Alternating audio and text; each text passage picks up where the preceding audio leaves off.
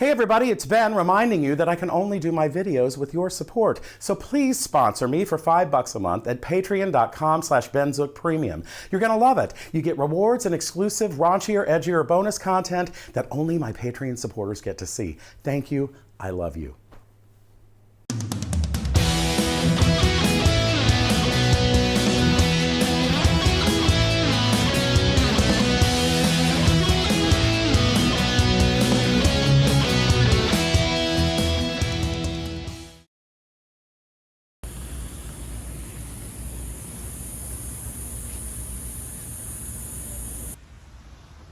Hey there, I'm Hunter Hoser, and welcome to another episode of Eye on the Desert. Now today, I'm at a very interesting, unique place here in the beautiful Coachella Valley. It's Ruddy's 1930s General Store, and it is smack dab in the middle of Palm Springs, downtown Palm Springs. And I'm here with you are the curator Yes. of the museum, the 1930s General Store, Ruddy's, Sally McManus. Hello.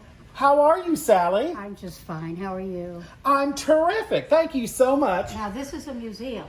It's a general store museum. It's a general store museum. So what's cool about this place is that you walk in and it looks like a general store, but it's actually a museum because it's an exact replica of a general store. Is that right, Sally? The building itself is not that old, but everything inside goes back from the late 1800s to 1945.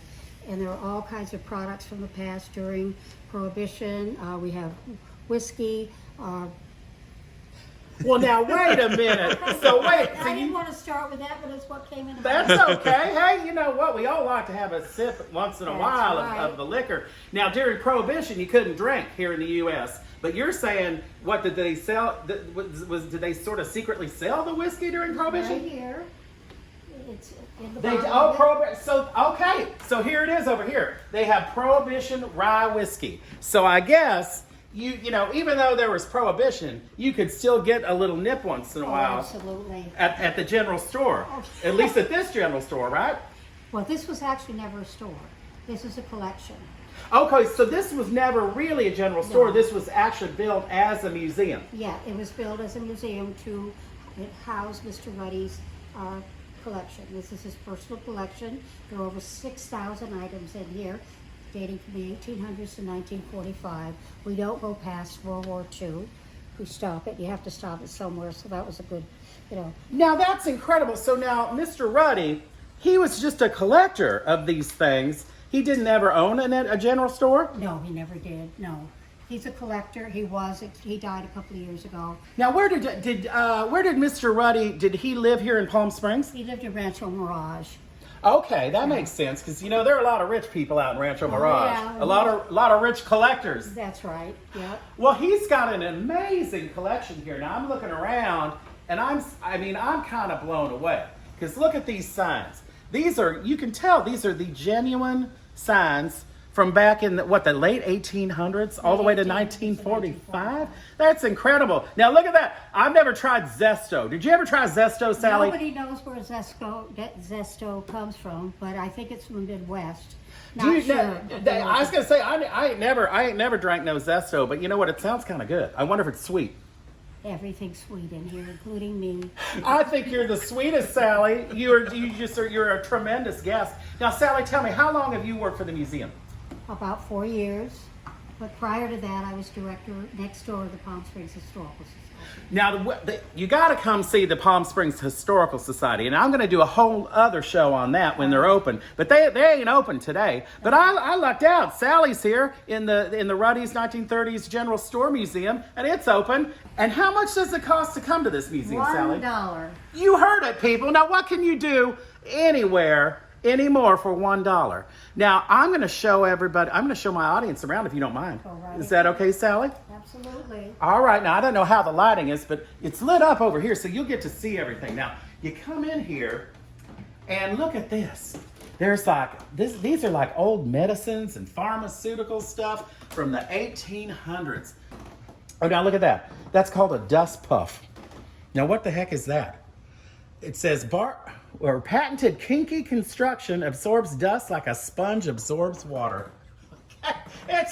it's some sort of sponge. Look at this. Baldwin's Herbal Female Pills removes obstructions arising from cold and other causes. Recommended for all disorders and irregularities of the female constitution during the change of life. Now, okay, so ladies, look, even way back then, they were dealing with menopause, and I'm guessing that's probably from the 1800s at least. I'm not sure when it is, but probably. Yeah, it looks pretty. That looks like that printing from a long time ago, at least the turn of the century. Now we're getting into the coffee aisle. Look at that. Okay, Wishbone Combination Coffee. My goodness, look at these old cans. This stuff is really old. That coffee is probably from the turn of the century coffee. That's something else. Now we get to ice skates. Okay, Sally. I don't think we have much use for the ice skates in the desert, do we? Well, actually, we did have an ice skating rink about, I believe, in the 40s.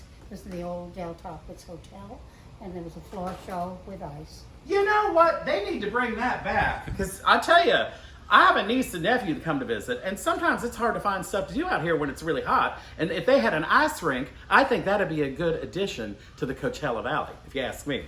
We're back around here. What is that? Is that tobacco? Yeah, now we're into cigarettes and cigars. Mm-hmm. You know, everybody used to smoke. I used to smoke, Sally, but you know what? I quit because it was terrible for me. And I read this book called Alan Carr's Easy Way to Quit Smoking, and it made me quit smoking. Are you serious? I did. I read a book. Did you ever smoke, Sally? Absolutely. We all did. I think we all did too, but not anymore. I hope not. No more. But I tell you, it's fun to look at the old cigarettes, ain't it? It kind of reminds you of the old days. Yes, it does. Sally, you have been such a delightful guest. I love talking to you. I bet I could talk to you all day. Yes, you can. Are you in here for the whole shift? I'm the only one that works here, actually. My goodness, what do you do if you have to take a restroom? I just come down here and sit and talk to people. And does anybody ever give you a breaks and go get a soft drink? Or? No, I have my lunch on the run. I go heat it up in my microwave in the back and eat when everybody's walking in, which is but I don't get a lunch hour, and that's okay. Well, you're a tremendous, dedicated curator, I would say. Hey, Sally, thank you so much for being my guest today. You're a delightful guest. And if you ever get a chance, if you're in downtown Palm Springs, here you go. Please come to Ruddy's 1930s General Store Museum. It's right in the middle of downtown, and it's great I would bring my kids and we're going to bring my niece and nephew back here to meet Sally. 221. Oh, yes. Here's the address. It's 221 South Palm Canyon Drive. It's right on the Village Green here in Palm Springs. Across from Las Consuelas, which I like. Do you like their food? Yes, I do. I think it's pretty good. Yeah, it's pretty good. Yeah, I mean, I love the Mexican food. There's so many good places here. But anyway, I'm going to wrap it up. That's all for this episode of Eye on the Desert. Remember, I go to all these places so you can check them out too. Hey everybody, I'm Ben Zook. Hey, do me a favor, please hit that thumbs up like button, and please click on my face to subscribe so that you get all of my videos whenever I post them on YouTube. Hey, and please consider sponsoring me on the Patreon platform. Just go to patreon.com/BenZookPremium right now, and for just $5 a month, the price of a cup of coffee, you get exclusive bonus episodes of all my shows every week. Yeah, that aren't available on YouTube. You also get exclusive bonus content that only my Patreon supporters get to see, like comedy shorts and bloopers and outtakes and behind the scenes footage and more. I produce this channel all by myself, and that takes money. It takes money for production costs, for wardrobe. My wig budget alone is astronomical, and Patreon is a great way for you to support the content that you love on a monthly basis and get terrific perks and rewards in the process. Hey guys, thank you so much for your support. I love you, and I really can't thank you enough. Ben Zook has his very own TV channel.